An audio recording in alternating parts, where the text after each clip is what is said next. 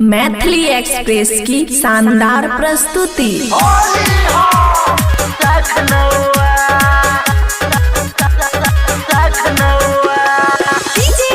खुशी recording studio बलुआहा।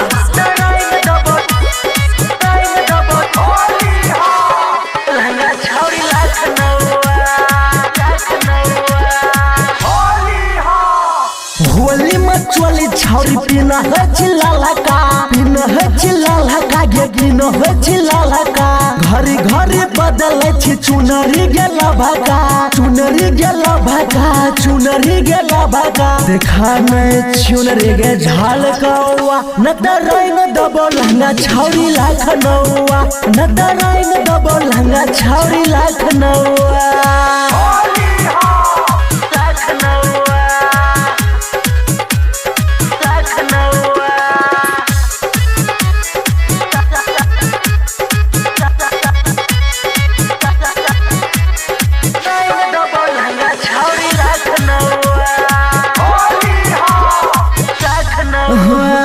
फगुआ में कोनो न बहाना चलेगा, नहीं चलेगा रे नहीं चलेगा। ललका पियर का आज सब डलेगा, सब डलेगा रे सब डलेगा। मूड बना छौरी पी का पौआ, न दराई दबो लहंगा छौरी लखनऊआ, न दराई दबो लहंगा छौरी लखनऊआ।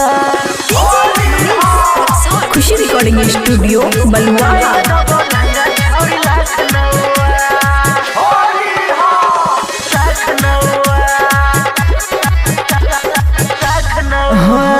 साल भर भर आज मिला है मौका, मिला है मौका रे मिला है मौका।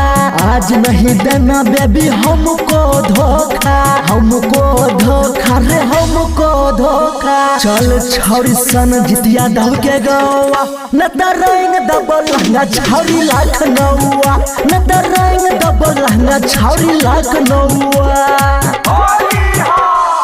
होली में चोली छौरी पीना है चिल्ला का, पीना है चिल्ला का, गे पीना है चिल्ला का। घरी घरी बदले छी चुनरी गेला भागा, चुनरी गेला भागा, चुनरी गेला भागा। देखा नहीं चुनरी गे झाल कौआ, न दराई न दबो लहंगा छौरी लखनऊआ, न दराई न दबो लहंगा छौरी लखनऊआ।